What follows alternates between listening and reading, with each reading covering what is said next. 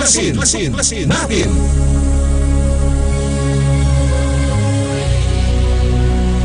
Ang palatuntunan sa radyo na tutuklas ng dapat malaman ng sambayanan. Maninindigan sa katotohanan.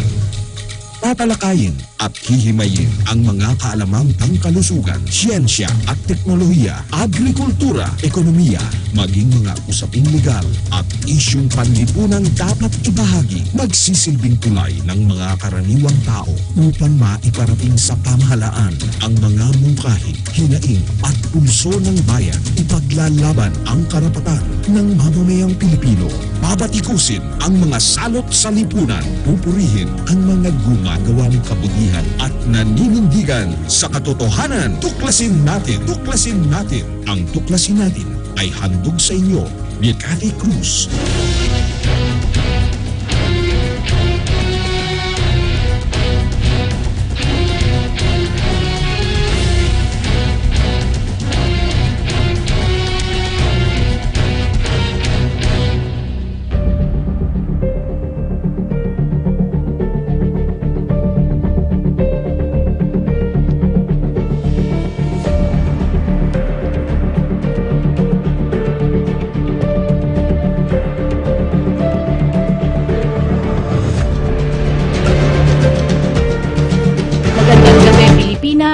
Magandang gabi, Luzon, Visayas at Mindanao. Of course, magandang gabi rin po sa iba't ibang panig ng mundo. Welcome po sa ating palatuntunang tuklasin natin. At syempre, ito po naman ang inyong lingkod na makakasama nyo sa loob ng isang oras. Cathy Cruz po lamang. And of course, ngayong gabi ay makakasama natin ang isa ring napakatapang na patriotikong Pilipino. Dahil man, hindi pa siya dumarating pero ina-expect po natin na siya ay on the way na po dito. Napakahalaga po ng ating tatalakayin ngayon dahil dito po sa ating palatuntunang tuklasin natin. Tutuklasin ang dapat malaman ng sambayanan.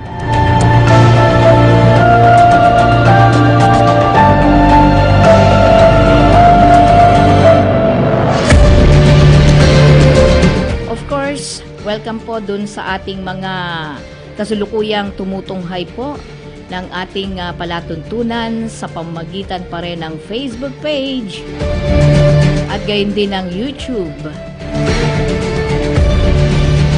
Of course, makikita nyo po, hanapin nyo lamang po ang DWSS Radio.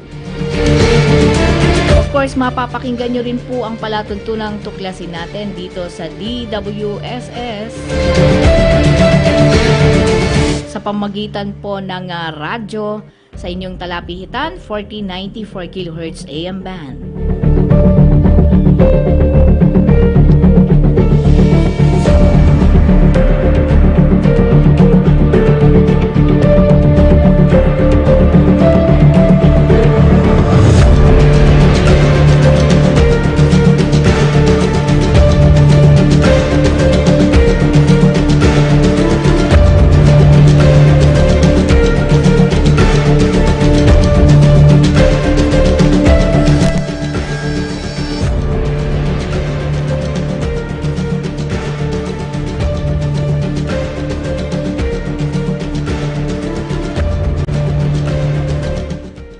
Mamaya ay malalaman po ninyo ang iba't ibang mga kaganapan, but particularly today or tonight ay tatalakayin po natin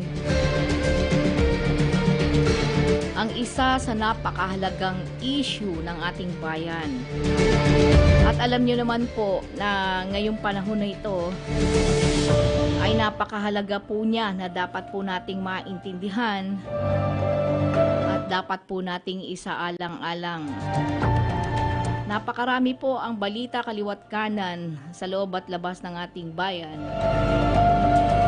Pero katulad ng sinabi ko po sa inyo, ngayong gabi ay aalamin po natin ang pagkakatuklas po kung bakit o paano nagkaroon po ng dayaan sa ating pandaraya dito sa ating eleksyon.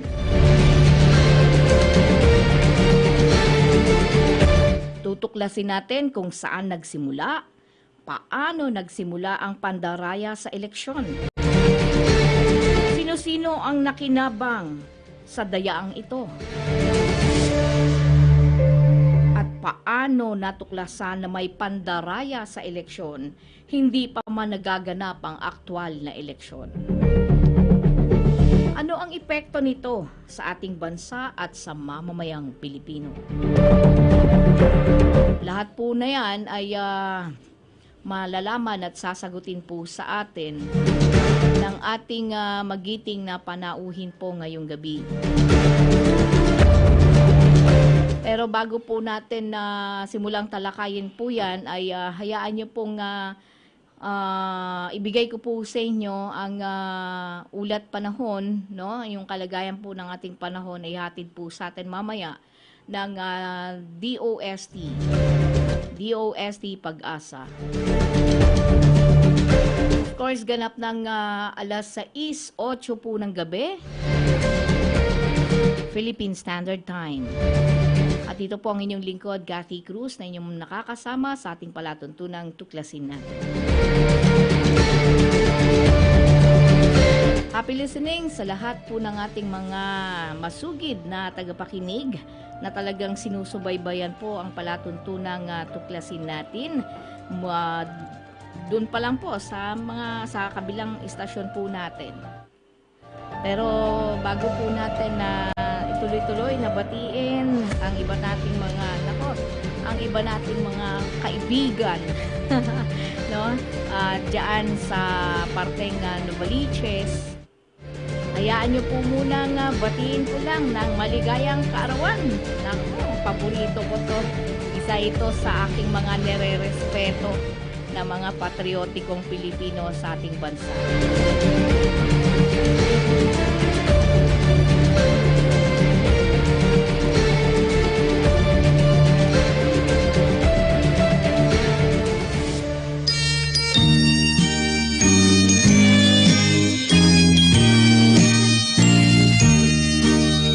Happy birthday to you. Happy birthday to you. Happy birthday, dear. Happy birthday to you.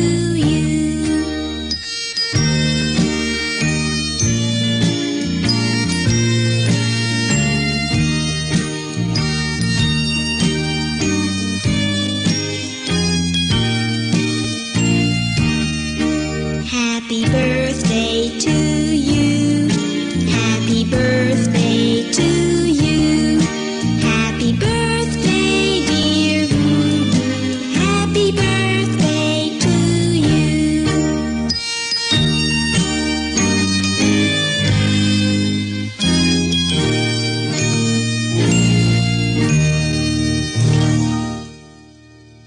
Happy birthday. Happy birthday dito sa ating arkitekto ng bayan. Kay June Palapok, sa tampagbati po na yan ay binibigay po naman sa inyo ni Ed Madrid. Long live and prosper. Yan po ang mensahe ni Kuya Ed Madrid. Happy birthday, architect. Alam nyo po, sa totoo lang po, si Architect June Palafox ay isa po sa ating mga iginagalang at nirerespetong patriotikong Pilipino. Hindi lang po siya basta magaling sa pagiging arkitekto. Siya rin po ay talaga namang nag-iisip para po sa kabutihan ng kanyang bansa at gayon din kabutihan po ng mamayang Pilipino. In fact, isa po siya sa mga inisip po ng isang partido politikal na maging kasama nila dito sa ating party o para tumakbong senador. Unfortunately, because of tinatawag nating matinding alanganing sitwasyon ba, dahil nakatanggap na siya ng trabaho na lubhari namang mahalaga at para din naman sa kaunlaran ng mga ng iba nating mga lugar dito sa ating bansa, kinakailangan din talaga ang kanyang yung kanyang experience, ang pagiging eksperto po niya pagdating po sa larangan ng arkitektura. Alam niyo po, ang infrastructure ay binubuo po yan ng iba't ibang sektor ng ating professionalism o yung profesyon na tinatawag po natin. Hindi lang po mga inhinyero yan. Hindi lang po mga arkitekto po yan. Pero katulad po ng lagi pong naririnig natin sa isang patriotikong Pilipino rin, na dating Department of Education Undersecretary, si Butch Valdez, lagi po niyang sinasabi na ang infrastruktura ay napakahalaga sa isang bayan at dapat nakatuon ang kaisipan ng ating mga opisyal ng pamahalaan sa tinatawag po natin na talagang tunay na kaunlaran.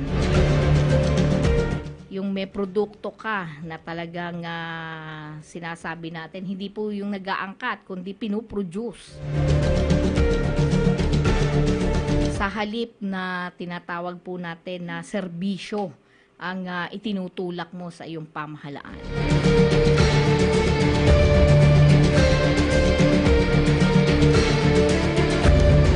Alam niyo po, sa isang napanood ko po na mga short videos ng Philippine Society of Philippine Computer Society Foundation. Maganda pong bisitahin po ninyo ang kanilang YouTube account dahil napakarami pong mga videos doon. Hindi naman masyadong marami because kalulunsad lang naman ito pagdating sa kanilang YouTube account. Pero makikita po ninyo na yung kanilang mga in-upload na videos kaugnay dito sa eleksyon o electoral fraud, no? Yung naganap po na pandaraya, mga nitty-gritty, makikita po ninyo, inilahad po nila yan in Tagalog and in English, at inilahad po nila yan ayon po dito sa kanilang pagiging IT o yung information technologies. Alam niyo po, isa po sa naging kapuna-puna sa akin nung pinapanood ko po yung isang video. It's around 28 minutes video po ito. Yung pong binanggit ni Mark Goodman. Siya po yung global strategist. Isa po siyang consultant, no? At diyan po sa Global Security Advisor po siya ng Policy and Law ng Silicon Valley Singularity University. Siya rin po ay Senior Advisor po ng Interpol. At doon, ang liwanag po ng kanyang mga sinabi nitong actually siya po ay FBI futurist, no? In residence po siya ng FBI at nagtatrabaho din po siya sa UN Counter-Terrorism Task Force sa North Atlanticum, yan, sa NATO, yan, North Atlantic. Okay, bago natin ituloy yung pagkwento ko po sa inyo kaugnay dito sa mga binanggit po ni Mark Goodman, ganda pong ibigay po muna natin ng ulat panahon mula pa rin sa DOST Pag-asa.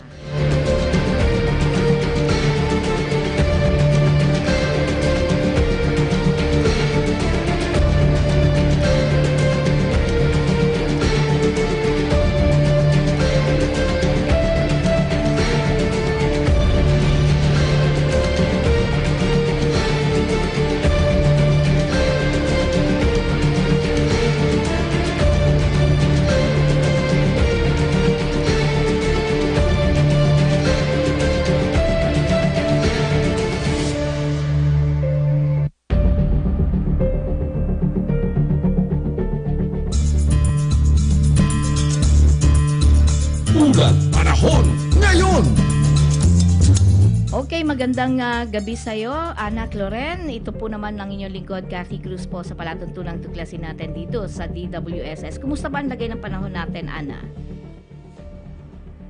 Hello, Ana? Mukhang hindi ko siya narinig, Ana. Sa linya ka?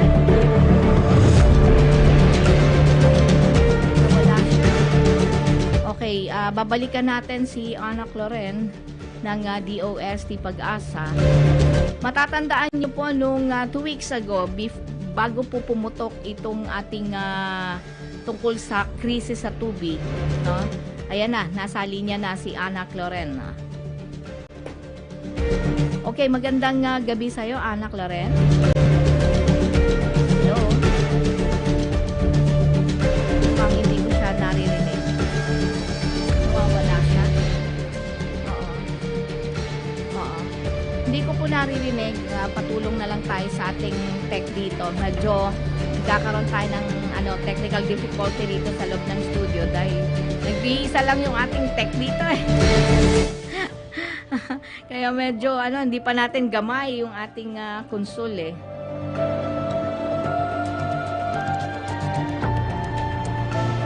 Sa linya na siya. Sa linya na siya. Sige, try natin. Sige na. Okay, nasa linya na si Anak Loren.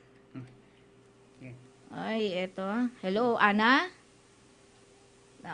Ba't nawawala siya?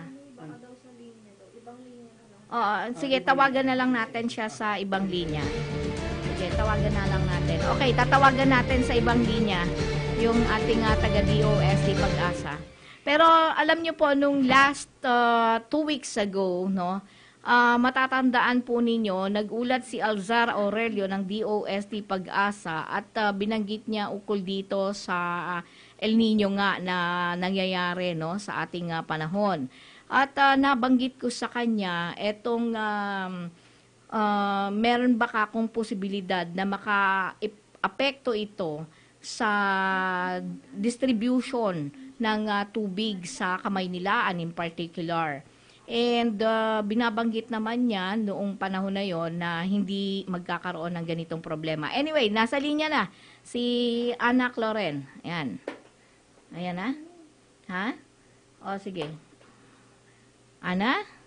Yes, magandang gabi po sa inyo at sa ating mga tagapakinig. Narito na po update natin sa magiging lagay ng ating panahon. Tail end of a cold front pa rin po nakaka-apekto dito sa may northern at central Luzon. Samantala, meron po tayong binabantayang bagyo sa labas po ng ating Philippine Area of Responsibility. Ito po ay nasa kategorya na ng Tropical Depression. Ito po ay huli nating namataan sa layong 1,385 kilometers silangan ng Mindanao. Ito po ay may taglay na lakas ng hangin na maaaring umabot sa 45 kilometers per hour malapit sa gitna at pagbugso na maaaring umabot sa 60 kilometers per hour. Ito po ay kumikilos pa kanluran sa bilis na 15 kilometers per hour. Inaasahan nga po natin na itong tropical depression na to ay papasok sa ating area of responsibility mamayang gabi po. Or maaaring mamayang gabi or bukas po ng umaga. At kapag ito po ay nasa atin ng area of responsibility, ito na po ay papangalanan natin o tatawagin nating bagyong Chedeng. Ito po ay ang patlong bagyo natin ngayong taong 2019. Samantala, inaasahan po natin na ito ay magkakaroon ng direktang epekto dyan po sa may silangang bahagi ng Mindanao at sa ilang bahagi po ng Kabisayaan. By Monday or Tuesday po tayo may inaasahan ng mga malalakas at mga malawakang mga pag-ulan. Samantala po, maulap na kalangitan na may mahinang mga pag-ulan ang inaasahan natin ngayon dito sa may Ilocos Region at sa may Batanes at Babuyan Group of Islands. Sa Kamaynilaan at sa nalalabing bahagi ng Luzon, patuloy na maaliwalas na panahon na may mahinang mga pag-ulan. Sa buong Kabisayaan at sa Mindanao, may inaasahan po tayong mga pulupulong mga pag-ulan, pagkidlat at pagkulog, lalo na po sa bandang hapon at sa gabi. Okay. At may nakataas po tayong gale warning sa may baybay ng Batanes, Calayan, Babuyan, Ilocos Norte, Ilocos Sur at Cagayan. Pinapayuhan po natin ating mga kababayan na huwag po munang pumalaot dahil magiging maalon hanggang sa napakaalon ng ating karagatan. At yan po ang latest dito sa weather forecast. Ana, bago kita bitawan, no? Nagre-request lang kasi yung mga kababayan natin yung tungkol doon sa binanggit mo na bagyo. Saan Yes. ito uli papasok at kailan ito papasok? Inaasahan po natin na papasok po ito sa ating area of responsibility mamayang gabi po. Late night po or maaari pong bukas na po ng umaga. Okay, At saan inaasahan ito po natin na papasok? magkakaroon po Saan ito ito ng manggagaling? epekto dito po sa may Mindanao area po. Mindanao area. So meaning, pagdating dito sa parting Luzon, NCR, at Visayas, hindi to, walang mga pag-ulan na mangyayari Yes, dito? opo ma'am. Mas maliit po ang tsansa ng mga pag-ulan po natin na inaasahan Oo. So, dito ma'am. ibig Particularly sabihin- dito ma'am sa Luzon at sa Oo. Metro Manila. So, kaya ko tinatanong yan, Ana. Alam mo naman siguro na ngayon ay nakakaranas ang buong Maynila, ang Kalakhang Maynila, ng kakulangan sa tubig. Yes, opo. Tama At po. kaya inuulit ko na itanong sa'yo yung tungkol kung saan manggagaling yung bagyo at saan to papasok Opo. ay para maliwanagan lang ng taong bayan, ng mga tagapakinig natin, na hindi makakarating itong bagyo na ito dito sa parte ng Luzon area at maging sa Yes, Visayas. opo. Tama po kayo dyan. So meaning dito lang ito. Gaano katagal itong bagyo sa parteng Mindanao? Sa Mindanao, inaasahan kasi natin, ma'am, na once na papalapit na siya sa ating sa landmass ng Mindanao, dyan po sa may Davao Oriental, ay ina-expect natin na maghihina or hihina po siya into a low pressure area. Okay. Pero hindi pa rin natin na, ina-expect pa rin natin, ma'am, na magdadala pa rin ito ng mga pag-ulan po. So dyan gaano sa may katagal Mindanao. yung bagyo sa Mindanao? Ma'am, Gaano katagal yung bagyo sa Mindanao? inaasahan natin, ma'am, by Monday or Tuesday, ma'am, hanggang So ilang ganun araw po. lang to? Today is already Saturday. Saturday, So yes. Saturday, Sunday, Monday or Tuesday. So hindi masyado magtatagal. Yes, opo, Pero ang ma'am. matinding so wala naman tayong inaasahan na anumang magiging source of water natin, rain, Yes, opo, anything ma'am. sa Kaninang umaga, ma'am, Luzon. hanggang bukas, ma'am, may posibilidad tayo na mahihina ang pag-ulan dito, ma'am, sa Luzon. Pero, na-expect natin, ma'am, na sa susunod na araw ay mas mababa na po ang chance na makareceive po tayo ng mga pag-ulan. So talagang magpapatuloy pa rin ang problema natin dito sa Yes, tubig. opo, ma'am. Maaari. Okay. Sige, maraming salamat sa iyo, Ana, sa pagkakataon na magandang gabi iyong po. ibinigay. Okay, inyo pong napakinggan yung ating pong from DOST Pag-asa. At alam niyo po, yan lang kaya minsan kinakailangan nating ipaulit sa kanila etong information po na yan. Kasi para maintindihan ng tao, dahil minsan naririnig lang ng ating mga kababayan na, naku, may ulan. So, hindi nila nare-realize na akala nila yung merong darating na ulan, akala nila dito papatak o babagsak sa Metro Manila, sa parteng Luzon o dito sa Visayas. Dito sa parteng Luzon ang ating matinding problema ngayon. Kaya nalaman natin na parteng Mindanao ang atin ngayon na siyang magkakaroon ng tinatawag natin na bagyo. Ganun pa man, alam naman natin na mula sa Mindanao ay talagang dyan din yung source ng tinatawag natin na pagkain, 'di ba? So, agricultural land yan, kaya importante din na magkaroon sila ng source of water dyan. Pero yun nga yung problema natin alam na naman natin, actually last 2 weeks ago, it was in March 2, nang tinanong ko, in-interview ng inyong lingkod, si Alzar Aurelio ng DOST Pag-asa, na dahil binanggit niya yung yung El Nino nga, tagtuyot, 'di ba? So makikita mo yung kakulangan natin ngayon sa tubig. So tinanong ko siya kung ito bang mga datos na to ay nagkaroon ba ng pag-uusap ang iba't ibang ahensya ng pamahalaan para hindi tayo dumating sa punto na kulangin tayo ng tubig. 'Di ba? Magkaroon tayo ng ganitong problema na kung saan nakasadlak na tayo ngayon.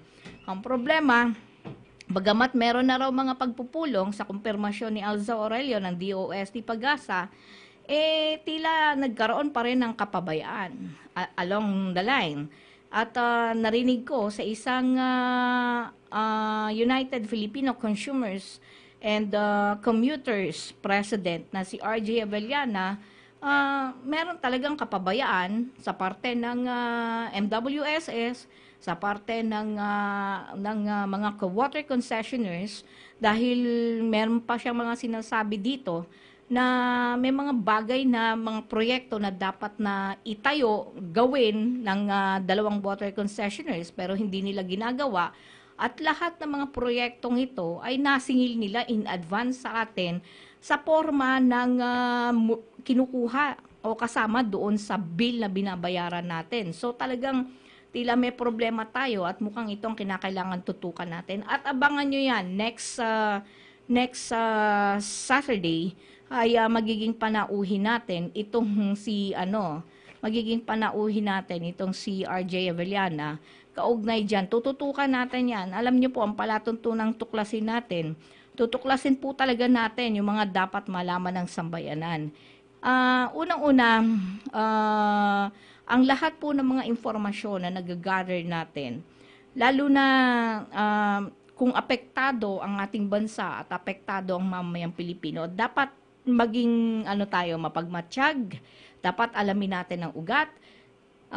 Paano nangyari? Sino ang nagsimula nito? Kanino nagsimula ito? At sino ba ang nakinabang sa kung ano man itong mga programa o proyekto na ginagawa nila? Kaya kinakailangan tayo mga patriotikong Pilipino, wag na po nating hayaan na itong ating bansa hinahayaan natin sa mga tinatawag nating oligarko o hinahayaan po natin sa mga taong may masasamang intensyon na sirain po ang ating bansa at pahirapan ng taong bayan. So, lahat po na yan, pero kung ikaw naman ay gumagawa ng kabutihan sa kapwa mo at sa bansa, of course, ang palatuntunang tuklasin natin ay talagang saludo po sa inyo at kayo po hindi lang po namin kayo basta sasaluduhan. Talagang ipopromote po namin at magiging example po kayo, halimbawa po kayo ng sambayan ng Pilipino. Nako, nawala na yung Anyway, tatawagan natin mamaya ang ulat trapiko dahil inaantay natin si Toti Casino dahil lang sabi niya darating siya. Let's see kung makakarating pa ba siya. But for the meantime, ay alamin natin ang ulat trapiko kasi patatawagin natin yung ating magandang production assistant dito na si Grace Suva para matawagan natin ng MMDA kaugnay sa kung may traffic ba sa along EDSA in particular, kumusta ba ang trapiko diyan sa may Commonwealth Avenue. Alamin natin yung mga tinatawag natin na main thoroughfares, no? Anyway, at happy listening nga pala kay Tita Cora. Yan. At of course, kay Kuya Joy Navarro. Nako Kuya Joy, alam mo, namimiss na talaga kita dahil napakatagal na. At sana makasama din kita sa mga susunod na mga gawain natin. At sabi ko nga, pagka nagkataon etong ating kasama magiging kasama natin dito sa palatuntunan tuklasin natin kahit na phone patch dahil alam nyo po itong ating magiting na si Joy Navarro ay napakatagal na rin nating kasama at nanghihinayang ako sa talento ng tao na to pero dangan nga lamang at nagkaroon ng sakit kaya kumbaga hindi natin siya ngayon nakakasama dahil nagkakaroon ng kahirapan para siya ay magbiyahe-biyahe, no? Unlike before, talagang kasama pa naman namin siya pagka kung ano man yung aming mga ginagawa ngayon. 'Di ba? Kaya importante 'yan, yung ating mga tinatawag natin na 'yan. Ayaw magpa-interview.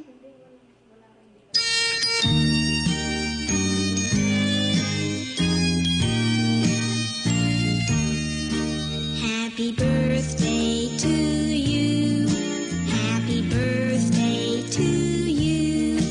Happy birthday, dear. Okay, happy birthday kay Architect June Palafox. Po, inaantay natin ang ating pinagpipitaganan at talagang nire-respetong patriotikong Pilipino. Lapit na po ang ating kaibigan na si Professor Toti Casino. Po sa kasalukuyan ay tumatakbo po na senador. Yan, sa ilalim po ng Katipunan ng Demokratikong Pilipino. Sa lahat po ng mga may kaarawan, happy birthday po sa inyo. Lalo na of course kay June Palafox, Architect June Palafox.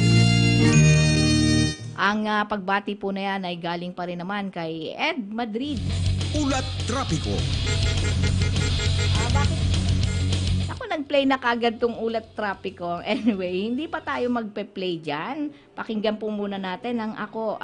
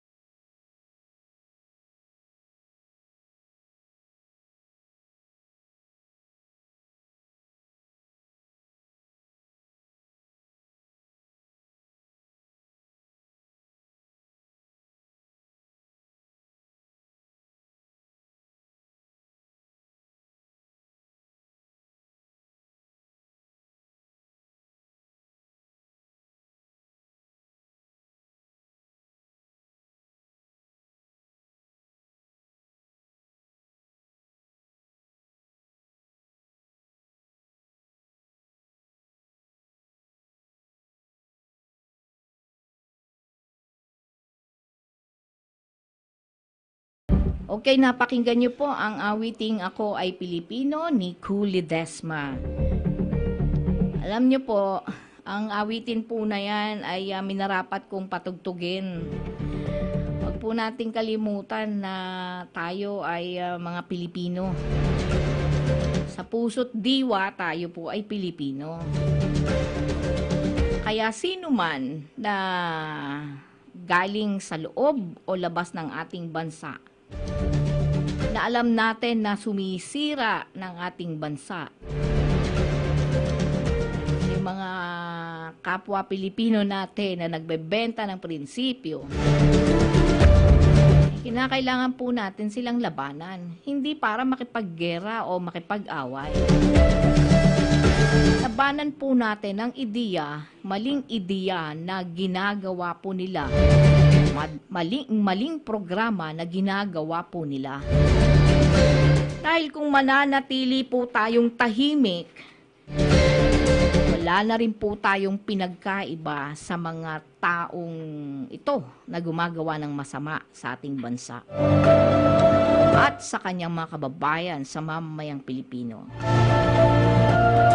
Yan ang isa sa dahilan kung bakit ang si Professor Toti Casino, kung natatandaan nyo po, lumabas po siya dito sa isang sa Senado. Alam niyo po, sa totoo lang, nung lumabas po siya sa Senado, doon po nagsimula na nagkaroon po ng nalakas ng loob ang ating mga kababayan para po ilabas ang katotohanan sa likod ng mga pandaraya dito sa eleksyon. Hayaan niyo po patugtugin ko po yung pakinggan niyo po ang kanyang mensahe na sinabi doon sa panahong siya ay nasa Senado.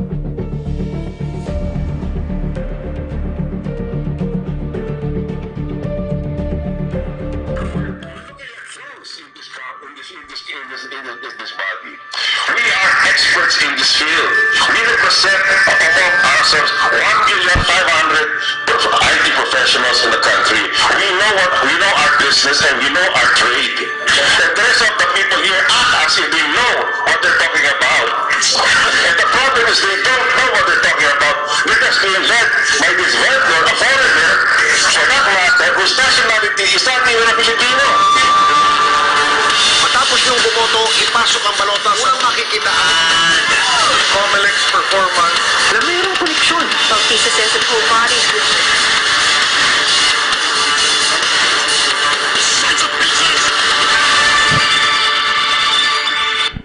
Paano nyo makakalimutan, no? Yung ganyang mga talagang sinasabi o sinabi nitong ating bisita ngayong gabi. Anong sinabi niya doon sa Senado? We're looking like fools in this body. 'Di ba? Hindi ba nakakatawa? At sinabi niya, no? We are experts in this field. We, sabi niya gano'n, represent among ourselves 1,500,000 IT professionals in this country. Ibig sabihin, mga eksperto po ang kaharap ng ating mga senador.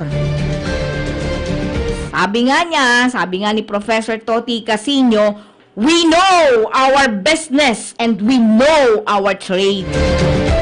Alam mo, mamaya, pagdating ng ating guest ngayon, talagang pabibigkas ko uli sa kanya to Yan ang paborito ko sa kanya pagka naririnig ko yan. At sabi pa niya, and the rest of the people here act as if they know what they are talking about. And the problem is, they don't know what they're talking about. Diba nakakahiya yun? They're just being led by this vendor. Sino ba yung vendor? A foreigner, for that matter, whose nationality is not even a Filipino. Hindi ba ang kapal ng mga mukha nila? Pero bakit ba? Bakit ba ang katipunan ng demokratikong Pilipino pinili po na lumahok ngayong eleksyon? Bagamat alam na alam ni Professor Toti Casino, 10 ng katipunan ng demokratikong Pilipino senatorial candidates. Alam na alam nila ng Smartmatic gagamitin sa pandaraya na naman.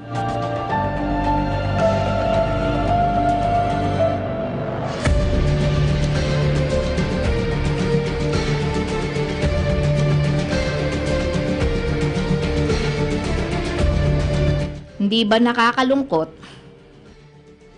Talagang nakakalungkot. Pero mabuti na lang meron tayong isang senador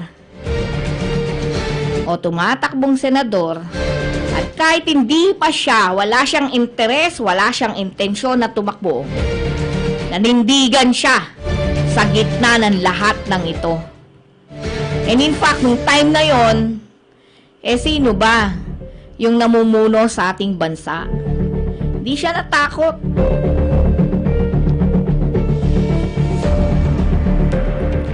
In fact, alam niyo, kaya po pinili ko na, kumbaga, maging panauhin siya ngayong gabi at pag-usapan natin ang tungkol dito sa pagkakatuklas ng electoral fraud sa Pilipinas, ang pandaraya, gamit ang Smartmatic. Kasi maraming gumagamit. Sa totoo lang, napakaraming gumagamit dito sa sinasabing dayaan-dayaan. Sa akin lang, sino ba yung talagang sumigaw nung una pa lang? Wala pa eleksyon, o nagsisimula pa lang itong plano ng electronic voting, talagang nakita na nila na may problema.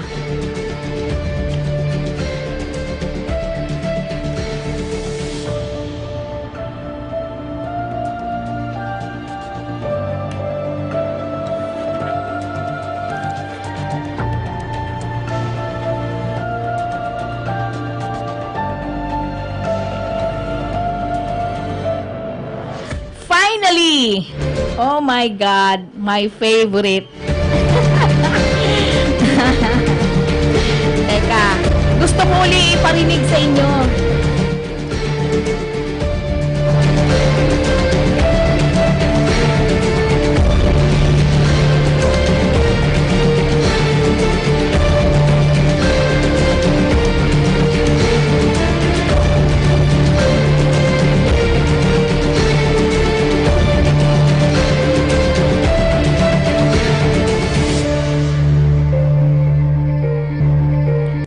Bigyan niyo po ako ng ilang pagkakataon o ng ilang minuto. Actually, seconds lang naman to. Para muli po ninyong marinig yung aking pinarinig sa inyo kanina.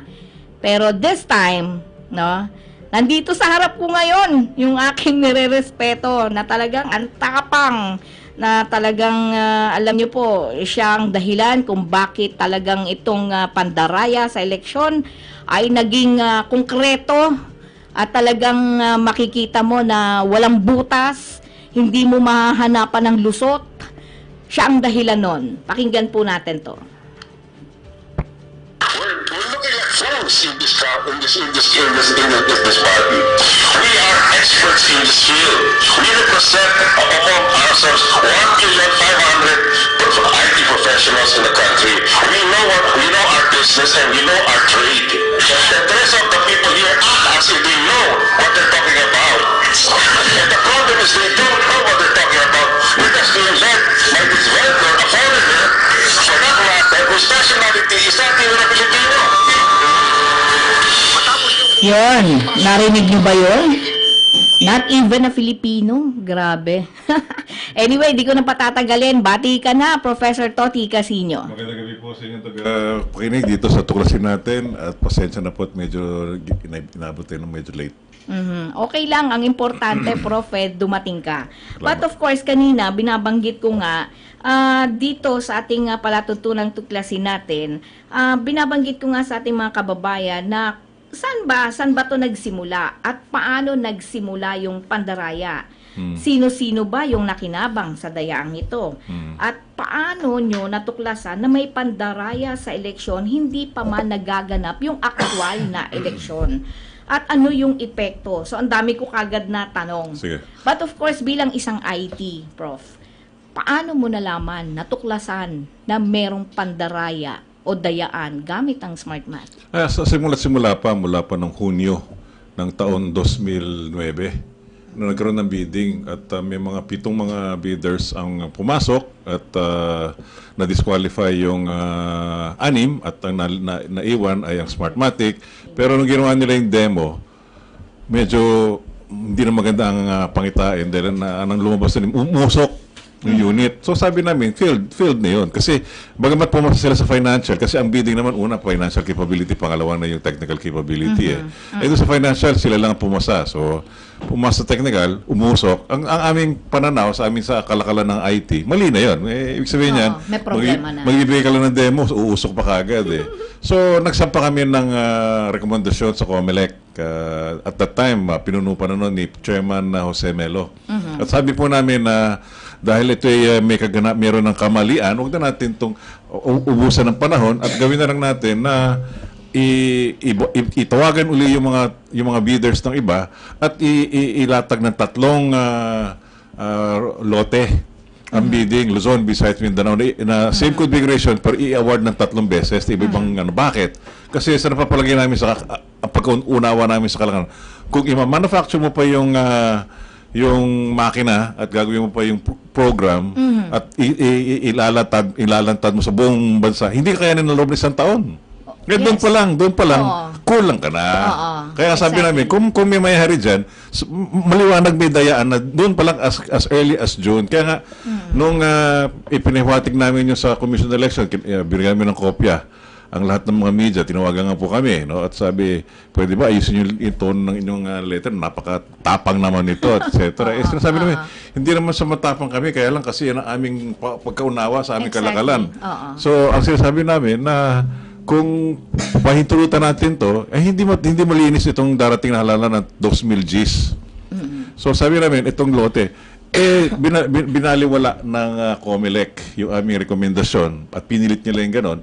Ngayon, ang Philippine Communist Society tinawag ng National Security Council at kami nagpahayag ng aming ano ang pananaw sa ganung klaseng epekto na umusok nga dahil balitang-balita yun yung demo. Teka, Prof, bakit kayo tinawag ng National Security Council? Because of that letter na binigay niya sa somehow COMELEC? it leaked. Okay. After no more than 2 weeks, we got a call from our office, yung Philippine Communist Society got a call from the Office of the National Security Council asking us to do a presentation. Sabi namin, it's not, ang subject matter is automated election. So, putting one and one together, somehow that letter leaked to their office. I see. Oo. So, when we presented, sabi namin starting from now until the target date of implementation in May of 2010, marami kailangan gawin, configuration, design, coding, testing, deploying, training, sabay-sabay yan, no? It's the first nationwide automation. Sabi namin, ako, delikado tayo dyan, mapapangarip. Kaya nga, the National Security Council took notice of that because it's a matter of national security. National security issue. Siyempre, dahil kung hindi maganda yung takbo ng eleksyon, magkakagera. Pero Prof, may tanong lang ako. Bakit ba, kasi di ba manual election tayo? So bakit, despite na ganito yung problema na mga nabanggit, pinilit pa rin natin na magkaroon ng automation o automated election? Okay. Yung Batas Pambansa 881 na nailagda nito noong December of 1985, December 17 or December, somewhere there, no?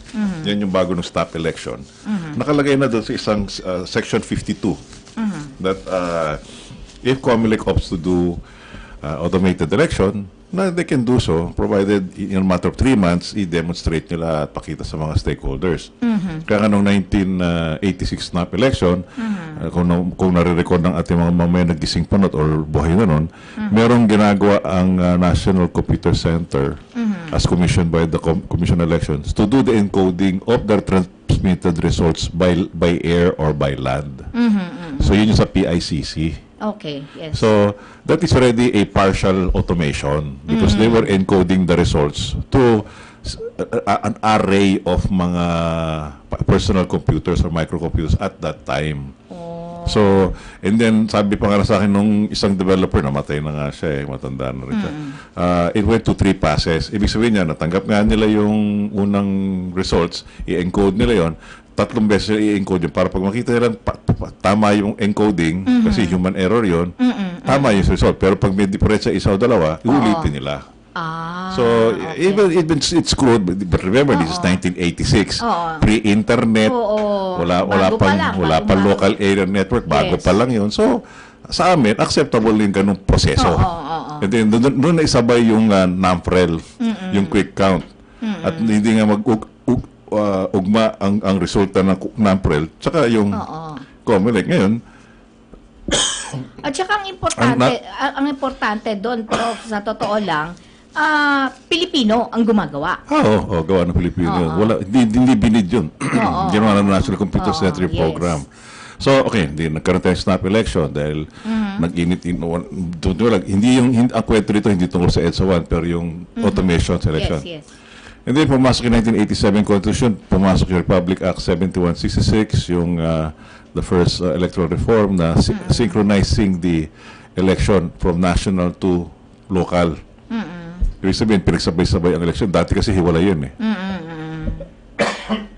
Pumasok yung 1987 Constitution na 3 terms, 3 years lang ang service ng congressman, mayor, and then renewable for 3 terms. Tapos yung Senate, naging bicameral tayo from unicameral. 6 years yung senator, 6 years yung president and vice president. So, pagkabago nyo, nagkaroon na ng ano. And then, Republic Act 809694. There was the first automation law that said na let's pilot test in ARM for the 1997 or sorry. Basta the 1991 election, first pilot test in ARM. Sinubukan ng 94 at 96. Lumabas na mayroong optical mark reader, yung parang PICOS. Pero na-present. Kaya lang, hindi tumama kasi straight from the factory, diniretso na doon sa presinto. Akala nila kasi, pulpul nga talaga yung mga natin mambabatas na. Akala nila, bumili ka lang ng tsokolate over the counter, pwede mo nang kainin Pwede mo niya. nang kainin. Hindi namin naintindihan. Technology ito eh. Doon nagkamali, pumalpak. So, sabi namin, hindi kayo marunong eh. Akala nyo magagaling kayo At saka hindi kayo hindi tinap yung mismo hindi pa kami professionals. tinatap na. So sabi nila, okay. Mali. Baguhin na natin to. So 1997, pumasa yung first nationwide automation law, Republic Act 8436. At nilagay doon yung Philippine Computer Society sa pangunahan ni dating commissioner and head ng Philippine Computer Society President si Gus Lagman, na miyembro dapat siya ng advisory council. So naglagay sila ng advisory council. Natuturan nila na hindi kaya ng COMELEC yan kasi walang kakayanan ng COMELEC eh. Alright? So kailangan meron talaga IT expert. So nilagay nila yung advisory council na pinupunuan ng Philippine Computer Society, IT Federation of Philippines, and then DOST, and then COMELEC, etc. Makalipas ang mga ilang taon, noong 2003, effect pa rin yung Republic Act 8436. Yes. Nagkaroon ng kontrata under pangunahan ni Chairman Ben-Hur Abalos na award sa Mega Pacific. Okay. Ang Mega Pacific, binubuo ng 4 na kumpanya. Ang PLDT, ang Accenture, may dala na software. Ang PLDT, dala nila yung digital signature. Ang South Korean firm SKCNC, which is the provider of the hardware. And the company ng, yung Accenture software, yung election.com. And then Fujitsu, we serve, which does the rollout, sila yung logistics. So, 4 na kumpanya yan, ha? Ang makina, 1,991 lang. Pero, nagbuo sila ng 4 na kumpanya. Binuo nila under Mega Pacific. So, Mega Pacific, ang lead contractor. Okay. Tapos, sabay, pinasok nila yung, ano ba to? Yung, si Mega Pacific, ang pwede lang na was 1.9 billion pesos only. Hindi katulad ngayon, 30 billion na. Oo, ang laki ng... Tsaka ang estilo nun, tsaka wala pa nakalagay doon sa batas na kailangan may digital signature, nagpa-provide ng Mega Pacific ng digital signature. Doon namin naintindihan, kailangan pala ng digital signature ito. Kulang yung batas. Tsaka ang sinabi nila doon sa batas, hindi dapat siya connected, dapat standalone. So ang transmission nun, Hindi dapat connected ang alin, Prof? yung computer. Yung computer. Sa canvassing. Dapat standalone siya. So, ang pag-capture mo, nakalagay pa nga doon, yung floppy diskette. Oo. Yung Floppy pa nun yung 5 and 1 port. Oo, 5 and 1. Although this was ganun. 1997, may mga diskette na 3.5 inch, may pa 5 and 1 port. Nakalagay pa nga doon, driver, tsaka OMR, tsaka dapat walang keyboard. Oo, Dapat, maganda rin yun ang unang design. Ito talagang maliwanag na walang paraan mandaya. Okay. At wala siyang mga ports. Sinasabi nga doon, maliwanag. No? So, dahil nga may nakita namin defect nung batas, yung batas yan, nung nanalo sila ng 2003 for the presidential election ng 2004, sumampan ng kaso ang IT Founders Philippines, pinungunahan nila Gus Lagman, na i-nullify yung kontrata dahil daw bagong kumpanya lang ito. Ang PCS, naisip namin, hindi, maganda naman ito eh. So, naghiwalay kami dalawa. Okay. And then, nag-serve ang Philippine Computer Society sa COMELEC as that's a technical people na implementation management team or management project management implementation project management team, okay? So ako naman, dahil nandun yung mga kaibigan ko, doon ko na lang sa advisory council kasi member ka ng PCS ba't hindi sa ganito, sa ganyan? Yun pala, sila na pala inabsorb ng COMELEC as consultant. Sinong inabsorb ng COMELEC? Yung mga ibang PCS, sila Dr. Nelson Celis, sila Titus Manuel, sila Tony, mga kasama namin sa industriya. Okay. Pero dahil naubusan na sila ng tao para sa advisory council, and since nasa academy ako yung nilagay. Hindi mo na konektado sa vendor. Hindi ka. So pag upo ko doon, Antimano, bago pa lang yun, at saka si James Jimenez pa noon, temporary pa lang noon Kaya nga, ang tingin pa sa akin noon, sir. Siyempre, senior na, hanggang ngayon, senior pa rin sa kanya So, noon, sabi ko, sino ka? Ito gagawin natin. Ikaw pala yung writer. Siya yung nagra-write ng mga statements sa dyaryo. Okay. So, nung lumabas nga yun, sabi niya, okay, sige, tuloy na natin ito. Pagkatapos, nagsampa ng kaso si ITFP, nagkaroon ng Supreme Court decision, ninalify yung kontrata January of 2004. Ang nangyari, although there were about 9 months already preparing and testing and everything, ninalify yung contract, pumunta ngayon si COMELEC sa manual in 2004. And then, tumigil na yung aking serbisyo bilang chairman ng advisory council at that time. Okay. And then, sabi ng 2006, pinasok sa ombudsman, pero na-clear naman yung kaso ng ombudsman, si COMELEC tsaka si Mega Pacific, na there was no foul play. Na nakita nila, tama naman yun, legit, hindi lang nagkaintindihan so ano yung termino ng joint venture na it's not really a fly-by-night. Kasi pag natutunan ng ombudsman na pag apat existing company nagsama-sama, kikilala nila medyo matagal na. Kasi bago yung pangalan, akala nila, bagong kumpanya. Pero dahil apat. So, everything was a learning process. So, in fact, in the 2010, inalaw na nila yung joint venture. In 2004, hindi naman bawal, pero yun ang basis ng petition. So, dahil mga mahina rin ang talino ng Supreme Court, ganoon nila. So, anyway, moving forward to 2006, 7, 9, no? Ito na. Sabi namin, kukulang ng oras, hatiin ito ng 3.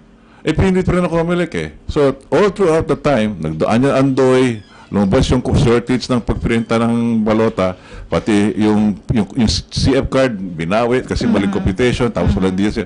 Lahat yun, maliwanag pa sa sikat ng araw. Ito talaga ang handa na adayaan. Ay, nako. So, dumating nga doon sa 2010, lahat ng resulta nagsabog-sabog na hanggang 2013, hanggang 2016, nagsasabog-sabog pa hanggang ngayon. Ayun. Kaya talagang kailangan ka talaga doon, Prof. Anyway, we have really limited time, no? It's already time na. Pero sa lahat po ng ating mga tagapakinig, no, hindi po ito yung una at huli na makakasama natin si Professor Toti Casino. Sundan nyo rin po kami sa ating Katipunan channel. Hanapin nyo lamang po ang Partido KDP, Facebook page at gayon din YouTube account. Hindi ko na patatagalin. Last message na lang, Sir Toti. Okay, ito sa darating election ng 2019, ang tabayanan nyo po, marami pang dayaan mangyayari, kaya nga tingnan natin to, subaybayan nyo ang mga pahayag namin dito sa Himpapawid para malaman nyo paano nabantayan ang inyong boto. Maraming salamat po dito po sa tuklasin natin, handog sa inyo ni Cathy Cruz. Okay, at it's time to go. Kaya maraming salamat po sa lahat ng ating mga tumutunghay. At yung pong ating talakayan ngayon ay sundan po ninyo next Saturday, o kung hindi man po, sundan nyo po kami sa Katipunan Channel. Ito po ang inyong lingkod, Cathy Cruz, na inyong nakasama sa loob ng 1 oras. Magandang gabi po sa inyong lahat.